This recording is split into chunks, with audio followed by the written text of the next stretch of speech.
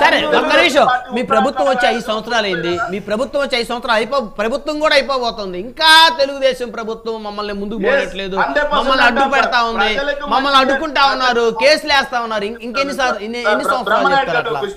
అమరావతిలో ఇటుక పేర్చలేదన్నారు, వైజాగ్ లో ముఖ్యమంత్రి గారి కార్యాలయం కట్టామన్నారు, అంతవరకు కర్నూలుకు కూడా న్యాయం జరగాల జరుగుద్ది అన్నారు, ఇంకేం చేశారు సార్? 3 రాజ్యాలు వినండి సార్, బ్రహ్మనాయుడు గారు వినండి.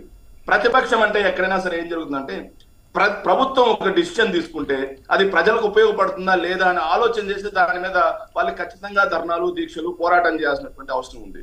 కానీ ఈ ప్రతిపక్షం దౌర్భాగ్యం కేసులు పెడతా ఉన్నారు కదా, చట్ట వ్యతిరేక కార్యక్రమాలు చేస్తా ఉంటే కేసులు పెడతా ఉన్నారు, కరెంటు బిల్లు ఎన్నిసార్లు హైక్ చేసి పెంచారు, కర్నూలుకి న్యాయ రాజధాని తీసుకుపోతాం, న్యాయ రాజధానికి సంబంధించి మీరు చేసిన ఒక ప్రయత్నం చెప్పండి, మీరు అన్ని గాలి మాటలు చెప్పడం తప్ప సమయం లేదు. దయచేసి ఉత్తరాంధ్రకి ఎగ్జిక్యూటివ్ క్యాపిటల్ తీసుకెళ్తామంటే ఆడికి అది పోతే వాళ్ళు డెవలప్ అయిద్దాం, వాళ్ళకి తీసుకెళ్ళండి సార్. సార్ మీరు తీసుకెళ్తారంటే ఎవరు అడ్డుకుంటారు చెప్పండి? సామెతలు ఉన్నాయి కానీ ఊర్లో చెప్పకూడదు. మీరు చేస్తారు అంటే వద్దనేది ఎవరు సార్? కేసులు వేసి అడ్డుకుంది ఎవరు? బ్రహ్మనాయుడు గారు. మరి రైట్ దయచేసి మాధవరెడ్డి గారు పొద్దున్నే మాధవరెడ్డి గారు మీరు జోకులు వేస్తున్నారంటే శేఖర్ రెడ్డి గారు అంటా ఉన్నారు, ఎందుకంటే మీరు 5 ఎంపీసీలు వేస్తారు, మీరేమో మరి వాళ్ళు వైనాట్ 175 ఆరోగ్యం మహాభాగ్యం. ఆరోగ్యం బాగోవాలంటే ఖచ్చితంగా శేఖర్ రెడ్డి గారితో ఖచ్చితంగా రోజు మాట్లాడాలి. మార్నింగ్ మాట్లాడితే మంచిగా హెల్దీగా ఉంటుంది, ఎందుకంటే లంగ్స్ అన్ని కూడా యాక్టివ్ అవుతాయి. నవ్వి అంత బాగుందన్న. ఖచ్చితంగా శేఖర్ రెడ్డి గారు చెప్పింది 100% హెల్త్కి మాత్రం మంచి యూజ్ అయిందన్న. ప్రైమ్ 9 వీక్షకులకు మాత్రం మంచి హెల్తీ. చెప్తాను అన్నిటి చెప్తాను. అయితే ఆరోగ్యం బాగుండాలని మాత్రం ఒకసారి శేఖర్ రెడ్డి అన్నది మాత్రం మార్నింగ్ ఖచ్చితంగా ఇలాంటి వినాలన్న, ఆనందం మంచి ఆరోగ్యంగా ఉంటుంది. ఇక నెక్స్ట్ పోలింగ్ సర్వేల గురించి మాట్లాడుతున్నా. సర్వేస్ లైవ్గా డిబేట్ జరుగుతున్నప్పుడు పోలింగ్ పెట్టాలన్న, పెడితే అసలైన రిజల్ట్ తెలుస్తుంది. ఏదో వచ్చే రిపోర్ట్లు కాదు, లైవ్గా జరుగుతున్నప్పుడు పెట్టాలి. అది మెయిన్. ఇందాక మీరు డేవిడ్ గారు చెప్పినట్టు మెయిన్గా ఏంటి అన్న, ఓటర్ని యొక్క మైండ్ డైవర్షన్ చేయడానికే ఈ సర్వేస్ అన్న. ఓకే, నా ఓటు వేస్ట్ అవ్వద్దు, ఏ గవర్నమెంట్ వస్తే ఆ గవర్నమెంట్కి వెయ్యాలి అన్న ఒక హైప్ క్రియేషన్కి మాత్రమే ఉంది తప్ప ఏంటంటే మేడిపండు బయటికి బాగానే ఉంటుంది అన్న, లోపల మొత్తం ఇప్పితే మొత్తం అన్ని పురుగులే ఉంటాయి. సో వీళ్ళది ఏంటంటే కథ వైసీపీ ఏంటంటే మేడిపండు లోపల మొత్తం పురుగులే ఉన్నాయి. అది ఓడిపోతున్న విషయం తెలుసు కానీ దాన్ని మేకప్ చేసి ఏదో చేసి హంగామా చేస్తున్నారు తప్ప ఇంకేం లేదన్న. వీళ్ళ మనస్తత్వం ఎట్లా ఉంటుంది, వైసీపీ యొక్క బుద్ధి వాళ్ళ గుణం ఎలా ఉంటుందంటే ఏదైనా విమర్శిస్తే దాన్ని విమర్శించాలి, తిరిగి విమర్శించాలి, దానికి కౌంటర్ ఇవ్వాలి, కానీ పర్సనల్ విషయాల్లో పోతారన్న. ఎగ్జాంపుల్ నా మీదనే నిన్న కూడా ఒక వైసీపీ పేటీఎం బ్యాచ్లు ఏం చేస్తారంటే నా మీద ఒక ఫేక్ లెటర్ క్రియేట్ చేసి దాన్ని సోషల్ మీడియాలో వదిలి అల్చల్ చేసి పర్సనల్గా కాల్ చేసి ఇబ్బంది పెట్టడం. మీకు ఏదైనా ధైర్యంగా ఉంటే ప్రజాస్వామ్యంగా ప్రజాబద్ధంగా ఎదుర్కోండి, కానీ పర్సనల్గా పోయిన అవసరం లేదు. మీకు ప్రజాస్వామ్యంగా రాజకీయంగా ఎదుర్కొనే శక్తి లేనప్పుడు పర్సనల్గా పోతారు. పర్సనల్గా పోయే బ్యాచ్ మీది, మీలాంటి కాదు. వినండి, ఈ తర్వాతకి సెంట్రల్ గవర్నమెంట్ గురించి మాట్లాడతారు. మీరు ఆంధ్రప్రదేశ్లో ఎంప్లాయ్మెంట్ అన్నారు, అది పెద్ద కామెడీ అండి. ఎంప్లాయ్మెంట్ అంటే నా కంపెనీలో నేను ఎగ్జాంపుల్ ఎవరొద్దు, ఐ విట్నెస్ నేను చెప్తా, నా ఎంప్లాయీస్లో ఆల్మోస్ట్ 90% ఆంధ్ర ఎంప్లాయీస్ ఉన్నారు. ఎందుకంటే అక్కడ ఎంప్లాయ్మెంట్ లేక నాకు నా దగ్గర వచ్చారు. ఇక చెప్తా మెయిన్గా ఇన్వెస్ట్మెంట్ల గురించి చెప్పేది వినండి. ఇన్వెస్ట్మెంట్ల గురించి చెప్పారు. 2022 ఎండింగ్లో నేను విజయవాడలో ఫ్యాక్టరీ పెట్టాలని వస్తే ఆడ పెట్టిన రాజకీయ ఒత్తిళ్లు కమిషన్లకు తీసుకుపోయి చెన్నైలో పెట్టా, చెన్నై ఇండస్ట్రీ పార్క్ లో పెట్టుకున్నా. నేను ఈ విట్నెస్ ఇంతవరకు ఎవరు చెప్పలే, ఈరోజు మీడియా ముఖంగా చెప్తున్నా. ఏ విచారణకైనా రెడీ. నేను ఆంధ్రప్రదేశ్లో కంపెనీ పెట్టడానికి వచ్చినప్పుడు ఇబ్బందులు ఒత్తిడిలు పెడితే నేను విజయవాడ నుంచి చెన్నై వెళ్ళిపోయి చెన్నై ఇండస్ట్రీ పార్క్ లో పెట్టుకున్నా. ఇంతకన్నా ఎగ్జాంపుల్ కావాలా? మీరు ఏ విధంగా చెప్తున్నారు అన్నది.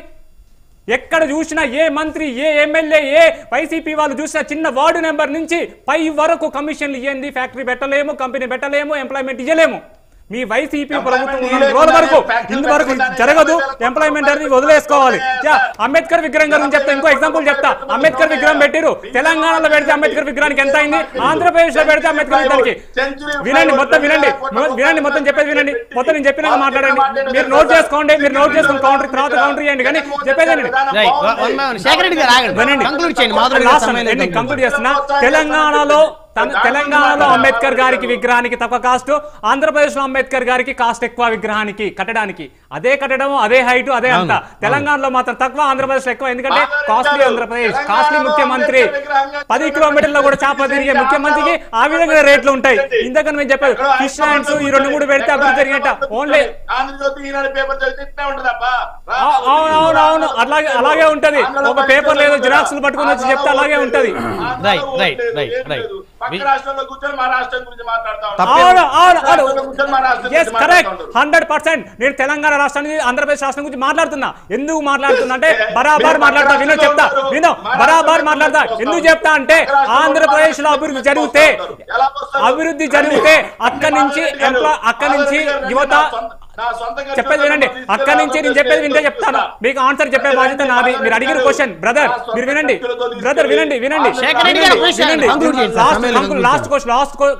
లాస్ట్ చెప్తా. ఆంధ్రప్రదేశ్ గురించి మీరు ఎందుకు మాట్లాడుతున్నారు? తెలంగాణ వ్యక్తి అయ్యి ఉండి అన్నారు. ఇట్స్ గుడ్ క్వశ్చన్ అన్న. మీరు మంచి క్వశ్చన్ వేశారు ఈరోజు. ఏంటి అంటే దానికి ఒకటే ఒక ఆన్సర్ అన్న. ఏంటి అంటే ఆంధ్రప్రదేశ్ అభివృద్ధి జరిగితే అక్కడ యువతకు ఉద్యోగాలు వస్తే నా షేర్లింగంపల్లిలో సగం మందికి పైగా కూడా ఆంధ్ర ఎంప్లాయీస్ సగం మంది కాదు 70% ఆంధ్ర ఎంప్లాయీస్ సెటిల్మెంట్ ఉద్యోగాలు లేక వచ్చి ఇక్కడ బతుకుతున్నారన్న. వీళ్ళందరికీ కూడా అక్కడ ఎంప్లాయ్మెంట్ క్రియేట్ చేస్తే నా షేర్లింగంపల్లి ప్రజలకు నా వాళ్లకు దీని ఎంప్లాయ్మెంట్ మాకు దొరుకుతుందని ఇక్కడ అక్కడ ఎంప్లాయ్మెంట్ లేక వచ్చి తెలంగాణ రాష్ట్రం మీద ఆధారపడుతున్నారు. మా బాధ ఏంటి అంటే మా అధినేత పవన్ కళ్యాణ్ గారు ఏం చెప్పారు అంటే క్లియర్గా చెప్పారు. ఏం చెప్పారు? ఆంధ్రప్రదేశ్లో గనక అభివృద్ధి జరిగితే తెలంగాణ రాష్ట్రానికి వలసలు ఆగుతాయి అన్నాడు. ఆ వలసలు ఆగడం కోసం నేను మాట్లాడుతున్నా. బరాబర్ మాట్లాడతాం. రైట్ విజయకిరణ్ గారు ఈ సర్వేలు ఈ సీ ఓటర్ సర్వే కానీ లేదు ఇండియా టైమ్స్ నౌ కానీ ఈ సర్వేలు ఏం అవసరం లేదండి. ఆంధ్రప్రదేశ్లో జరుగుతున్నటువంటి ప్రజా వ్యతిరేక పాలనకి ఒక 10th క్లాస్ కూడా పాస్ అవ్వని పిల్లగాడిని అడిగినా లేదు 70 ఏళ్ల సంవత్సరాలు ఉన్న ముసలామిని అడిగినా ఖచ్చితంగా రాబోయేది జనసేన తెలుగుదేశం పార్టీ ప్రభుత్వాన్ని చెప్పగలుగుతారు. ఈ సర్వేలన్నీ అవసరంలా. ఎందుకంటే వీళ్ళు చంద్రబాబు నాయుడు గారు ముఖ్యమంత్రిగా ఉన్నప్పుడు 200 రూపాయలు ఉన్న పెన్షన్ని 2000 రూపాయలకి పెంచిన చంద్రబాబు నాయుడు గారి సంక్షేమం అంటారా? 2000 ఉన్న పెన్షన్ ని 3000 చేయడానికి 5 సంవత్సరాలు పట్టిన వీళ్ళది సంక్షేమం అంటారా? వీళ్ళ సంక్షేమం వాళ్ళు పెంచుకుంటూ పోవట్లేదు, ప్రజల జీవితాలని తుంచుకుంటూ పోతా ఉన్నారు. వీళ్ళు ఎప్పుడైతే 80 మంది ఎమ్మెల్యేలని మార్చారో ప్రజలపైన నమ్మకం లేక ఏదైతే సినిమాలు తీసుకొని సినిమా డైరెక్టర్ల మీద నమ్ముకొని రాజకీయం చేస్తా ఉన్నారో అక్కడే అర్థమైపోతా ఉంది వీళ్ళ దివాలాకోరు రాజకీయం. ఖచ్చితంగా వీళ్ళు ఓడిపోబోతున్నారనే వాస్తవం వాళ్ళకి తెలుసు. కాకపోతే ఒక రాజకీయ పార్టీ ప్రతినిధిగా చెప్పాలి కాబట్టి చెప్తా ఉన్నారు. ఇక్కడ ఓటర్లు సర్వేలు ఇవన్నీ కూడా ఈ సహజంగా అన్ని మీడియా హౌసులు చేసేవే. వీటిని తప్పు ఒప్పు అని ఏ న్యాయ నిర్ణేతలని ఎవరు చెప్పలేరు. కాకపోతే ఆంధ్రప్రదేశ్లో ఉన్నటువంటి పరిస్థితుల దృష్ట్యా ఎందుకంటే ఇప్పుడు పెట్రోల్ ఉందండి. భారతదేశంలోనే అత్యధికమైన రేట్లు ఉన్న రాష్ట్రం ఆంధ్రప్రదేశ్ రాష్ట్రం. అంటే మీరు ఏ విధంగా చూసుకోండి. ఏదో శేఖర్ రెడ్డి గారు వాళ్ళ వెబ్సైట్ లో నుంచి కొన్ని కాగితాలు తీసుకొచ్చి ఫోటోలు చూపిస్తే సరిపోదు. మీ వెబ్సైట్ లో తీసుకొస్తే సరిపోదు. ఆంధ్రప్రదేశ్ అన్ఎంప్లాయ్మెంట్ లో భారతదేశంలోనే 2వ స్థానంలో ఉంది. అందుకని ఇక్కడ ఖచ్చితంగా ఈ సర్వేలు అనేవి ప్రజా కొలమానము అవునో కాదో మనం చెప్పలేము. కానీ ఒకటైతే చెప్తా ఉన్నాం, ప్రజలు ఖచ్చితంగా ప్రజా వ్యతిరేక జగన్మోహన్ రెడ్డి గారి ప్రభుత్వాన్ని ఇంటికి పంపించబోతా ఉన్నారు. ఇందాక అంబేద్కర్ గారి విగ్రహం గురించి తెచ్చారు కానీ లాస్ట్ ఎండ్ మాట చెప్తా ఉన్నాను. అంబేద్కర్ గారి 125 అడుగుల విగ్రహం ఉంటే దాని కింద ఎవరి పేరు ఉండాలండి? అంబేద్కర్ గారి పేరు కదా ఉండాలి. ఆ చివరి నుంచి ఈ చివరి దాకా పెడెస్ట్రల్ మీద జగన్మోహన్ రెడ్డి గారి పేరు రాసుకుంటారండి. అంటే వీళ్ళ చిత్తశుద్ధి వీళ్ళ అహంకారం ఏ విధంగా ఉందో స్పష్టమవుతా ఉంది. ఈ 2 సర్వేలని నేను నమ్మట్లేదు. వాస్తవంగా వీళ్ళకి 8 ఎంపీ స్థానాలు రావడానికి కూడా అవకాశం లేదనేది మాకు స్పష్టమైనటువంటి అవగాహన ఉంది ఆంధ్రప్రదేశ్ రాష్ట్ర ప్రజలుగా. అక్షయ్ సత్యం గారు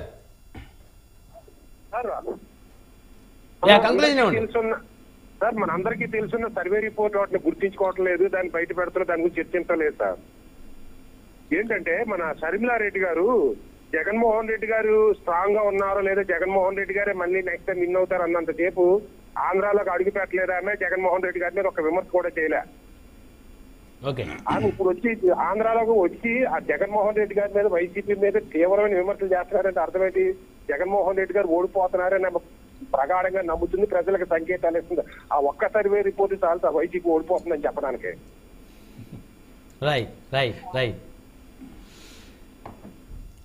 మొత్తానికి సర్వే రిపోర్టులు ఏది కూడా అంతగా పరిగణలోకి తీసుకోవాల్సిన అవసరం లేదు. ప్రధానంగా ఏదైతే ప్రతి నియోజకవర్గంలో 10% మినిమం శాంపిల్స్ అన్ని పారామీటర్స్ని బేస్ చేసుకొని కలెక్ట్ చేసినప్పుడు మాత్రమే, అదేవిధంగా టీడీపీ జనసేన కూటమి ఏర్పడింది కాబట్టి కూటమి మేనిఫెస్టో అంతా రిలీజ్ అయిన తర్వాత అప్పుడు వచ్చేటువంటి సర్వేల్లో పూర్తిస్థాయి వాస్తవాలు ఉన్నాయి అనేది మెజారిటీ ప్యానలిస్టుల యొక్క అభిప్రాయం.